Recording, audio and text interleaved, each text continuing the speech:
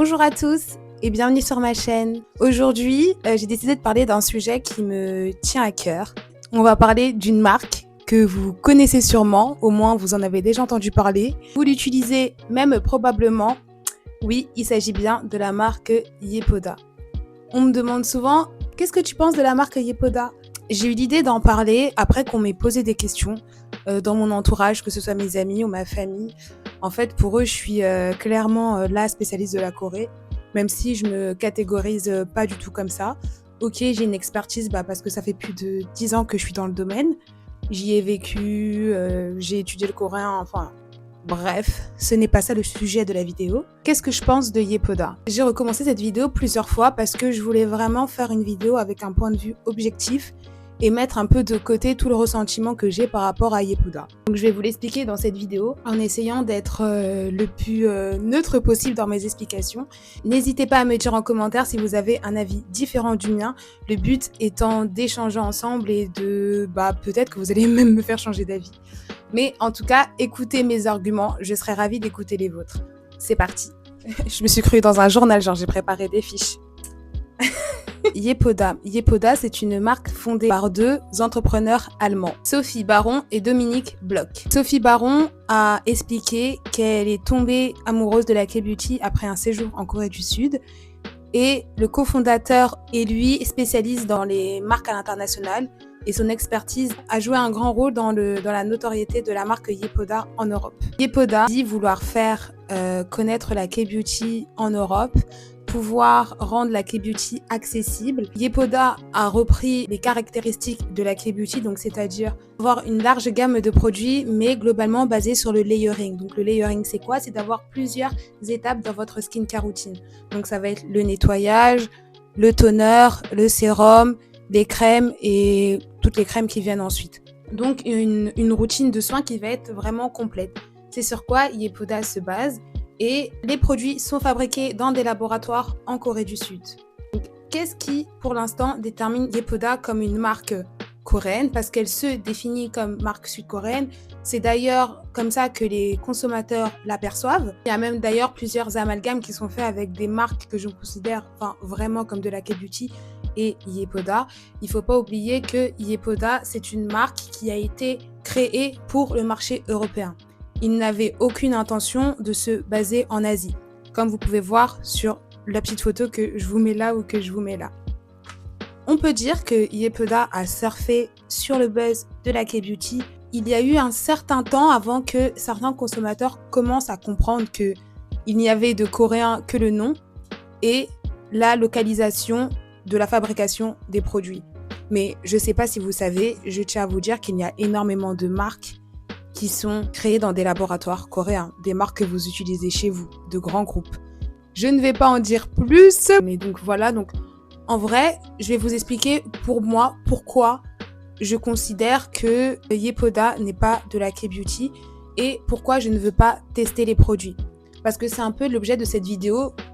Je ne dis pas que ce sont de mauvais produits, qu'ils ne sont pas efficaces du tout. Déjà, premièrement, je ne les ai pas testés et les avis sont assez mitigés. Il y a beaucoup de personnes qui adorent leurs produits et il y a d'autres personnes qui ont moins apprécié certains autres produits. Et c'est ce qui arrive pour tous les produits. Même les produits on va dire, vraiment coréens qui sont vendus en Corée, ça peut arriver. Il y a des marques que tu vas apprécier et d'autres que tu vas moins apprécier. C'est principe, tout ne peut pas aller à tout le monde. Premièrement, j'ai envie de dire, si tu as envie de faire connaître la K-beauty sur le marché européen, il y a des marques coréennes qui ont déjà cette expertise, qui ont déjà cette notoriété dans la fiabilité de leurs produits, que en fait justement que vous pouvez commercialiser en fait. Je considère pas ça comme du vol, mais en fait, de prôner vraiment genre oh la beauté coréenne, oh la K-beauty et tout, oh ils mettaient sur leur pub numéro 1 en Corée, Kushan numéro 1 en Corée, et je trouve que c'était d'ailleurs cette pub, j'ai essayé de la chercher, je ne l'ai pas retrouvée. Suspicious. Yeah, that's fine. That's weird. Mais bon, voilà, mais sur la pub, il y avait marqué Kushan numéro 1 en Corée. Et donc, ça pouvait porter à confusion et de dire que la caution de Yepoda était numéro 1 en Corée, alors que non, pas du tout. En fait, ce qu'il voulait dire, c'est que la caution en elle-même, le principe de la caution, donc d'avoir une poudre liquide avec une petite éponge et que vous venez tapoter, et ben oui, ça c'est numéro 1. C'est numéro 1 en Corée parce que ça existe depuis des années. La première année, quand je suis partie en Corée, c'était en 2015 et il y avait déjà des cautions. C'est réellement vrai, mais celle de Yepoda n'est même pas vendue en Corée. D'ailleurs, aucun des produits Yepoda n'est vendu en Corée.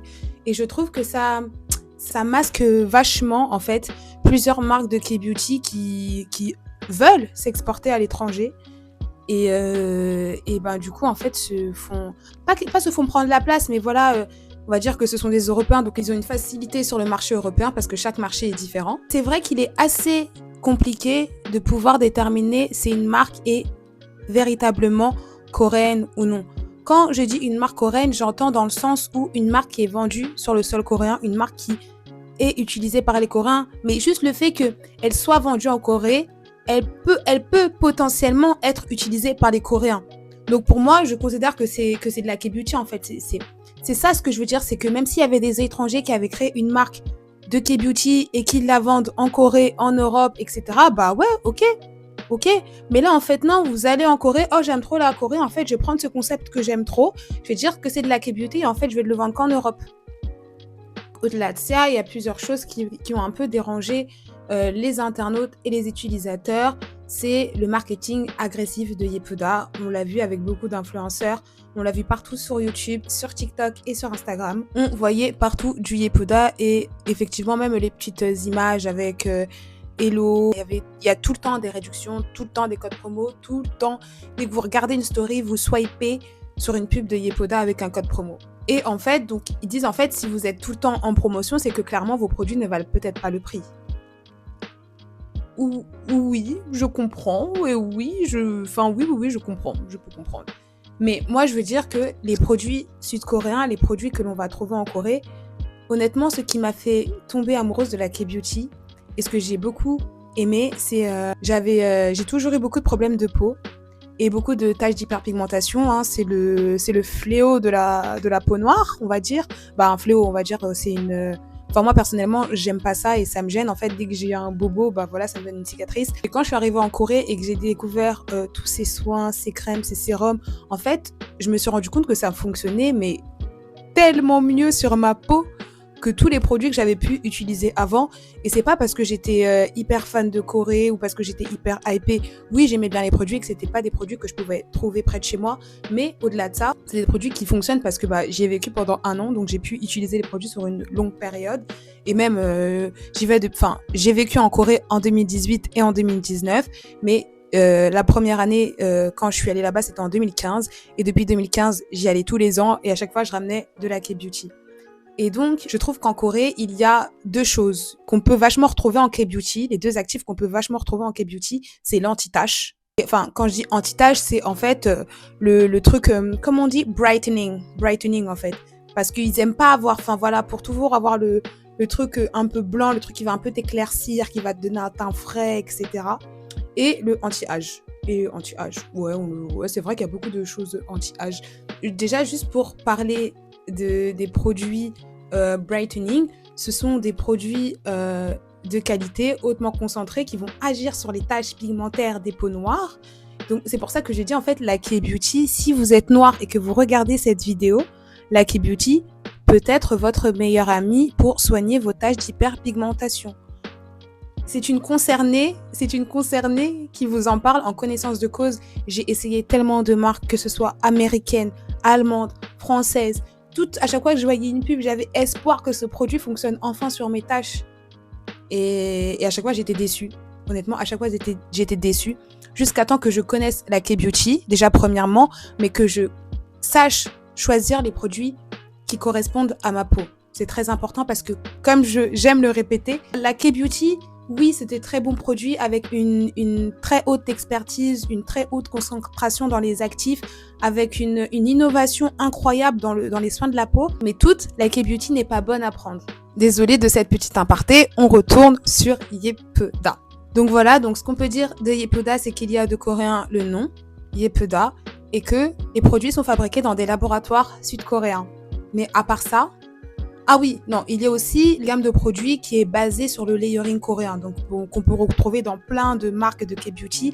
C'est donc vous avez les 5 composants d'une skincare routine, on va dire classique, basique. L'autre sujet que je trouvais important d'évoquer, c'est toutes les confusions que j'ai vues sur les réseaux, en fait, comparant Yepeda à Cosrx, à Beauty of Joseon.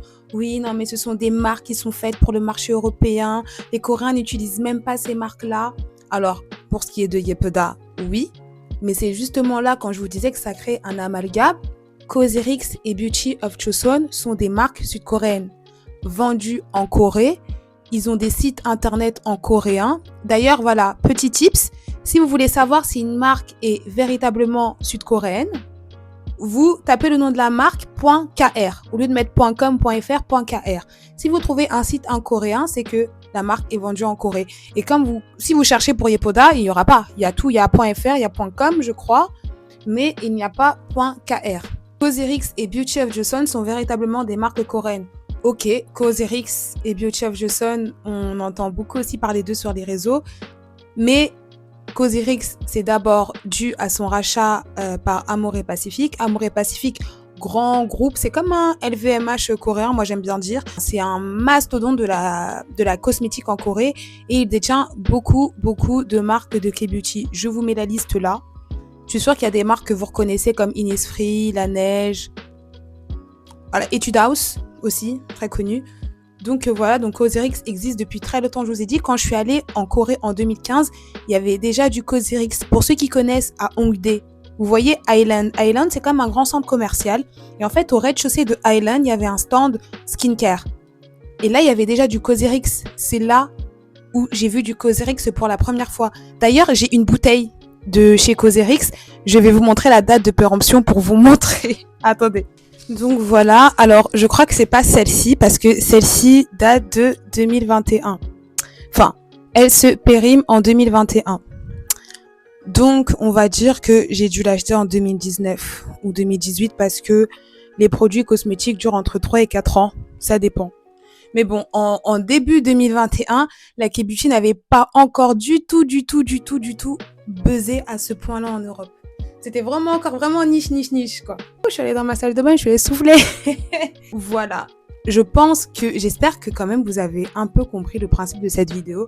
Le principe de cette vidéo n'est pas du tout de cracher sur Yepeda, parce que je pense que ce sont de bons produits. Je pense qu'ils se sont littéralement servis de la K-beauty, du buzz autour de la K-beauty et de tout l'engouement qu'il y avait autour pour créer leur marque et la marketer autour. Voilà. Je pense que beaucoup de choses me viendront en tête quand je ferai le montage de cette vidéo. Donc peut-être que je rajouterai des choses en voix off. Donc en conclusion, la question que l'on se pose et dont on aimerait bien répondre, c'est est-ce que Yepeda peut être considéré comme une marque de K-beauty ? Si vous considérez que être fabriqué en Corée et avoir un nom coréen suffit, oui. Personnellement, pour moi, je ne la considère pas comme une marque sud-coréenne parce que elle a forcément aucun actif relatif à la Corée. Ils ont rien ajouté de plus en fait. Il n'y a pas comme une innovation de ouf dans leurs produits qui fait ok, ils ont pris de la K-beauty mais ils ont réinventé, ils ont ajouté ci et ça fait un gros boom et ouais, tu vois. Non, en fait, ils ont pris des trucs hyper simples, ils ont pris un mot coréen et bam, ils l'ont lancé en fait. Et donc voilà, ce n'est pas vendu en Corée. Donc au bout d'un moment, comment tu vas avoir la glace skin coréenne en utilisant les produits que les Coréens n'utilisent pas ? C'est ça le truc qui moi m'étonnait beaucoup et je pense qu'il vous étonne quand vous allez en Corée, c'est ce truc où en fait elles ont toute une belle peau, enfin pas toutes mais une grosse majorité des Coréennes ont une belle peau, voilà, ont de beaux produits, elles prennent soin de leur peau, tu vois. Mais ce qui fait tout, ce sont les produits, en fait. Donc, si tu utilises les produits que les Coréennes n'utilisent pas, ne t'attends pas à avoir leur peau, en fait, parce que c'est pas les mêmes produits que tu utilises, même si la peau, on sait, la peau asiatique, la peau noire, la peau blanche, chacune ont leurs caractéristiques. Vous voyez ce que je veux dire ? Mais je veux dire que dans la skincare coréenne, il y a beaucoup de bienfaits pour la peau noire également. Et si vous voulez en apprendre beaucoup plus sur la peau noire et la K-beauty et comment la K-beauty peut vous aider avec votre hyperpigmentation, avec votre acné, avec vos signes de l'âge, n'hésitez pas à suivre cette vidéo parce que je vais donner beaucoup d'astuces, toutes les astuces qui m'ont aidé dans mon parcours. Et également, si vous avez des questions sur mon parcours avec la Corée, voilà. Combien de temps j'ai vécu en Corée, parce que j'ai eu beaucoup aussi de travail par rapport à la Corée. Donc voilà, si vous avez des questions, comment trouver un travail en Corée, est-ce que c'est facile, où sont les sites internet, dites-moi tout ça en commentaire et je ferai un plaisir d'y répondre avec vous. En tout cas, Yepuda, love sur vous. Je compte pas essayer vos produits parce que je préfère donner la force à de véritables marques coréennes présentes sur le marché. Mais je ne doute pas que vous ayez de bons produits. C'est juste que au bout d'un moment, on arrête quoi. On arrête. C'est pas de l'appropriation culturelle, mais limite un peu. Limite. Parce que c'est plus en mode on veut se faire du profit, quoi. On veut se faire du profit plutôt que on veut faire découvrir quelque chose en plus. Donc c'est pas pour me lancer des fleurs, mais dans mon précédent travail d'ailleurs que j'ai quitté pour pouvoir me consacrer entièrement à ce que j'aimais faire, et le faire c'est pas entièrement mais sans contrainte en fait. J'ai appris et j'ai vu beaucoup de choses en fait dans le domaine de la beauté et en fait on se fout pas mal de nous. Et en fait, ça me fatigue. Ça me fatigue. Et c'est en étant dans le domaine que j'ai un peu compris tout ça. Donc voilà, j'aimerais vous transmettre tout ce que j'ai appris. Comme j'ai dit, je pense que je rajouterai beaucoup de voix off dans cette vidéo. Merci beaucoup d'avoir regardé. N'hésite pas à me dire si tu souhaites une vidéo plus complète du sujet, parce que j'avoue, je l'ai hyper survolé et j'ai donné mon avis en bric-à-brac. Mais toi, donne-moi ton avis. Et vas-y, je refais une vidéo, on en discute et tout. Et comme ça me permet de répondre à des questions plus spécifiques. Parce que là, je pense que... je me suis dit, oh, les voleurs, ah ouais, mais wesh. Parce que honnêtement, je crois que la première fois que j'ai vu Yepuda, c'était quoi, 2017 ou pendant le... Non, c'était pendant le confinement. La première fois que j'ai vu Yepuda, c'était pendant le confinement. Ouais, en 2020. Et j'étais en mode, mais c'est quoi ça? En fait, je dirais que j'ai capté que c'était pas coréen parce que les étiquettes, c'est pas écrit en coréen dessus. Donc ça veut clairement dire que c'est pas vendu en Corée parce que c'est pas marqué coréen. Et au départ, on me dit, ah mais t'as vu cette marque coréenne? Je dis, mais c'est pas coréen et tout. Et je le prenais à cœur comme si on touchait à mon bébé, tu vois. Et moi, je me dis un peu, en fait, ça fait longtemps que je me bats pour parler de K-beauty, pour parler de la Corée parce que ça a toujours été ma passion. Et en fait, je me dis, en fait, ça montre de mauvaises choses parce que les gens se disent quoi? Oh, mais Yepuda, c'est une marque coréenne et tout. Oh, vas-y, les produits sont pas bien, ça marche pas. Vas-y, c'est nul la K-beauty et tout. Alors que non, ça peut pas être pris comme base pour la K-beauty. Et même Yepuda, c'est d'un côté. Et toutes les autres marques, parce qu'il y a plein de marques de vraies K-beauty, de marques vraiment coréennes vendues en Corée. Ou sinon, Yepuda, installez-vous en Corée. Et là, je la ferme. Voilà, je la ferme et ça me va. Parce que je me dis, au moins, vous faites l'effort. Ou dites-moi si j'ai tort. Peut-être je me dis, non, peut-être que vous ne voyez pas le mal et que c'est moi qui vois le mal partout. Dites-le moi en commentaire, s'il vous plaît. Bon, voilà, je pense que cette vidéo est assez longue. On n'a même pas compris le point A, le point Z, ou même vous êtes perdu. Mais bon, on se dit à la prochaine. Allez, bisous.